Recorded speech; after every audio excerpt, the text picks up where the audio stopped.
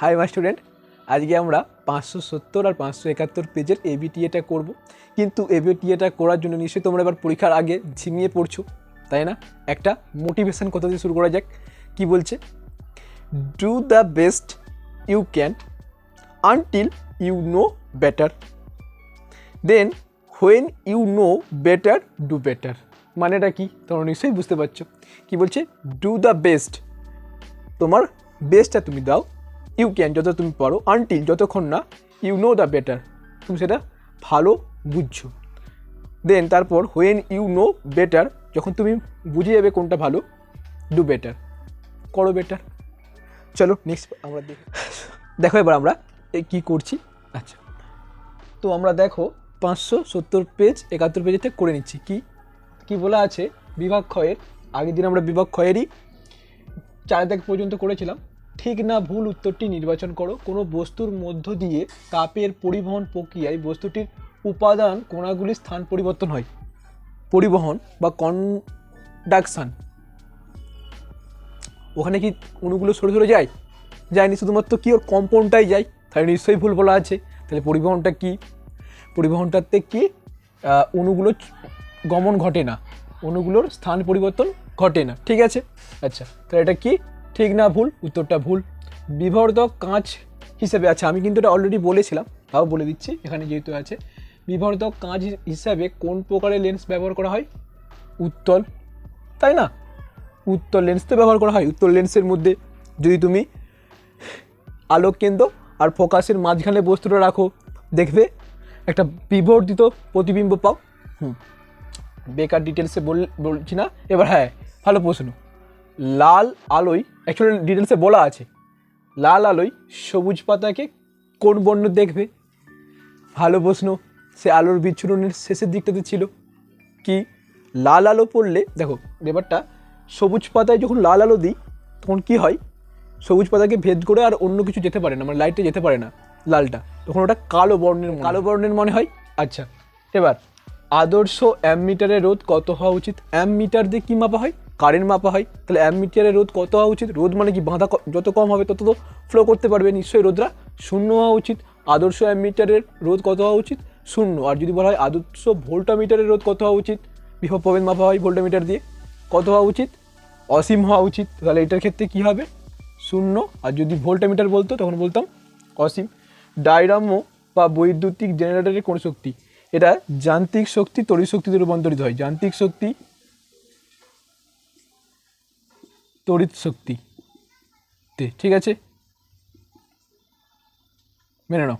ঠিক আছে, আচ্ছা, তারপরের প্রশ্নটা, উপরেরটা একটু মুছতে হবে। ঠিক আছে, মেনে নাও একটু। হ্যাঁ, কি? আচ্ছা, বলছে 1 ওহম রোধের মধ্য দিয়ে 1 অ্যাম্পিয়ার প্রবাহমাত্রা 1 মিনিট ধরে চললে কত জুল তাপ উৎপন্ন হবে? আমরা কি জানি? জুলের সূত্র থেকে কী জানি? আই সমান আই স্কোয়ার আর টি, তাই তো। আই মানে এখানে অ্যাম্পিয়ার, মানে কতটা কারেন্ট গেছে, কারেন্ট তো। তাহলে এখানে আই কত বলা আছে? আইটা এখানে বলা আছে 1 অ্যাম্পিয়ার। আচ্ছা, এখানে রোধটা কত বলা আছে? আরটা বলা আছে 1 ওহম। আর সময়টা 1 মিনিট, কিন্তু সেকেন্ডে নিয়ে যেতে হবে। 1 মিনিট মানে কত সেকেন্ড? 60 সেকেন্ড। তাহলে নিশ্চয়ই কত স্কোয়ার বসাবো? এর জায়গায় 1 স্কোয়ার, আর মানে 1, তাই তো। আর এখানে সময়টা কত বলা আছে? 60। তাহলে এটা আমি কিসে পাবো? জুলে পাবো। দেখো তো, 1 স্কোয়ার 1 হয়, আবার 1 60, তাহলে আমি জুলে পাবো উত্তর তো। তাহলে 60 জুল, বুঝতে পারলে? আচ্ছা, নেক্সট, শক্তি ও ভরের পারস্পরিক রূপান্তর। এটা তো সেই তোমরা জানো, ই সমান এমসি স্কোয়ার, আমাদের প্রিয় দাদু আইনস্টাইন দাদুর প্রিয় সমীকরণ, তাই না? তো ই সমান এমসি স্কোয়ার, যেখানে এটা কি শক্তি, আর যেটা ধরো যে পরিমাণ ভরের বিচ্যুতি ঘটবে বা আর তার সঙ্গে লাইটের স্পিডটা গুণ করলে আমরা পাবো, তোমরা নিশ্চয়ই জানো। আচ্ছা, বাম স্তম্ভের সঙ্গে ডাম স্তম্ভের সামঞ্জস্য বিধান করো। কলঙ্কহীন ইস্পাত কি? না, ইস্পাতের সাথে যদি 18% ক্রোমিয়াম আর 8% নিকেল মিশিয়ে যেটা তৈরি করে সেটা হচ্ছে কি কলঙ্কহীন ইস্পাত। তাহলে নিশ্চয়ই ক্রোমিয়াম আছে। আচ্ছা, বিরল মৃত্তিকা মৌল, আচ্ছা আমি একটু বলি কি 4F-এর মধ্যে কে কে আছে তোমরা নিশ্চয়ই জানো। কে কে আছে? থোরিয়াম, প্রোটাক্টিনিয়ামটা 5F-এর মধ্যে আছে কি thorium, protactinium, uranium, neptunium, polonium, americium, curium, berkelium, californium, einsteinium, fermium, mendelevium, nobelium, lawrencium. আচ্ছা, তাদের নিশ্চয়ই এখানে নেপচুনিয়ামটাও আছে, থোরিয়াম, প্রোটাক্টিনিয়াম, ইউরেনিয়াম, নেপচুনিয়াম, তাহলে নেপচুনিয়ামটা আছে। কোনটা হচ্ছে এটা কি বললাম, হু হু করে বললাম, ঠিক আছে। আচ্ছা, এটা যদি আরও 2 স্পিডে দেখো তাহলে কী হবে, হ্যাঁ কিছু বুঝাই যাবে না। আচ্ছা, হিমালয় গ্রুপে ব্যবহার করা হয় কি তরল অ্যামোনিয়া, আর ফ্লুসপার মানে কি CF2NaF, তাই তো, তাহলে CF2টা কি ফ্লুসপার, হয়ে গেল কাজ। পর্যায় সারণীর কোন শ্রেণীতে সকল মৌলই গ্যাসীয় প্রকৃতির, কি জানি আমরা হিলিয়াম, নিয়ন, আর্গন, ক্রিপ্টন, জেনন, রেডন, এগুলো কোন শ্রেণীতে আছে, 0 শ্রেণী বা 18 নম্বর শ্রেণীতে আছে। আচ্ছা, কোন ধরনের যৌগে স্বতন্ত্র অণুর অস্তিত্ব নেই, আমরা জানি অস্তিত্ব নেই, অস্তিত্ব আছে সমযোজী আর নেই আয়নীয়, আয়নীয় যৌগের নেই। আয়নিক কেসে কী হয়, ক্রিস্টালটা, এই প্রশ্নটা খুব ইম্পর্টেন্ট, ঠিক আছে, খুব ইম্পর্টেন্ট।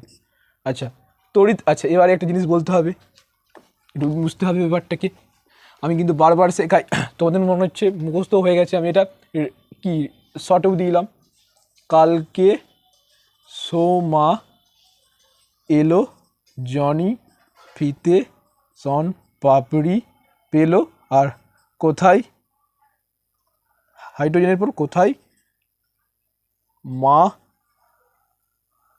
আজ অনু, মেনে নয় এটা নিচে আছে, লেখা যাবে না, এত নিচে আসবে নি। তাহলে এই যে এলো পর্যন্ত, অ্যালুমিনিয়াম পর্যন্ত, এদেরকে কালকে সোমা এলো, এদেরকে কি করা হয় না তড়িৎ বিশ্লেষণ পদ্ধতিতে ধাতু নিষ্কাশন করা হয়। আর এই যে হাইড্রোজেনের উপর মানে জনি ফিতে সন পাপড়ি মানে জিঙ্ক, আয়রন, স্ট্যানাম মানে টিন, আর লেড, এদেরকে কী করা হয় কার্বন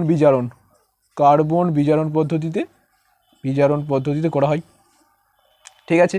তাহলে উত্তর কী পাবে তুমি, তড়িৎ বিশ্লেষণ পদ্ধতিতে বলছে মানে যে কোনো একটা পটাশিয়াম, ক্যালসিয়াম, ম্যাগনেসিয়াম, অ্যালুমিনিয়াম যা কিছু লিখতে পারো। আচ্ছা, দুটি গ্যাসের সমন্বয়ে গঠিত একটি কঠিন পদার্থের নাম, আচ্ছা খুব সুন্দর প্রশ্ন।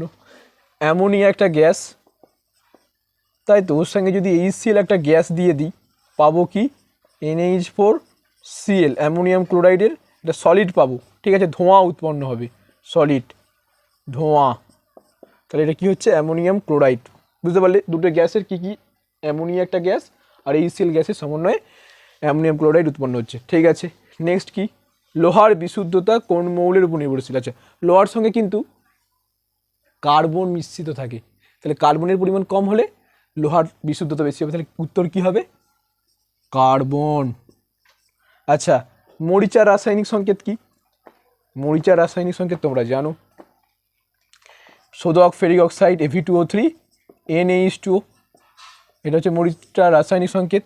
আচ্ছা, থার্মিট মিশ্রণ কি, তোমরা গোল্ড মিক্সের থার্মিট পদ্ধতি পড়েছো না, কি সেটা ছিল, কি ছিল Fe2O3 প্লাস অ্যালুমিনিয়াম, সেখান থেকে কি হয় Al2O3 আর 3Fe, অ্যাকচুয়ালি এখানে 3 দিয়ে হবে, ব্যালেন্স তোমরা নিশ্চয়ই জানো, তাহলে আমার অত কিছু বলার দরকার নেই, এটা হচ্ছে গোল্ড মিটের থার্মিট পদ্ধতি, তোমাদেরকে কনফিউজ করে লাভ নেই। তাহলে মিশ্রণটা কি না 3 আয়তন Fe2O3 ও 1 আয়তন Al এর মিশ্রণকে বলা হয় থার্মিট মিশ্রণ। চলো নেক্সট পার্টটা দেখি।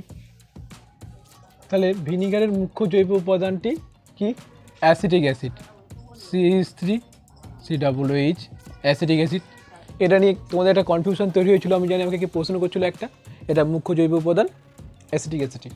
আচ্ছা, অ্যালকেন কিন্তু অ্যালকিন নয়, মানে সিঙ্গেল বন্ড কি হয় CnH2n+2, তাহলে যদি সংকেতটাই যদি অ্যালকেনের এরকম হয়, অ্যালকেনের সংকেতটাই যদি এটা হয়, তাহলে যদি n সংখ্যক কার্বন হয় তাহলে পাবো কি হাইড্রোজেন সংখ্যা 2n+2, সোজা সাপটা কথা, যদি কার্বনের জায়গায় 1 বসাই n এর জায়গায় তাহলে কত হবে,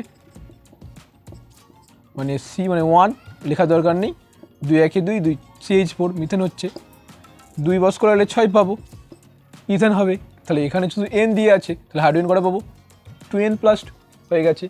এবার ইথানলের সঙ্গে সোডিয়ামের বিক্রিয়ায় কী গ্যাস উৎপন্ন হবে, ইথানল C2H5OH, যদি কেউ না বুঝতে পারে সে এরকম লিখতে পারে, অসুবিধা নেই। তার সঙ্গে কী দেওয়া হচ্ছে সোডিয়াম, কী তৈরি হবে C2H5ONA আর H2 গ্যাস, সোডিয়াম ইথক্সাইড আর হাইড্রোজেন গ্যাস উৎপন্ন হবে। তাহলে কি কোনটা চাইছে, কোন গ্যাস উৎপন্ন হবে, তাহলে কি হচ্ছে হাইড্রোজেন গ্যাস। চলো নেক্সট পার্টটা আমরা নেক্সট পার্টে দেখব।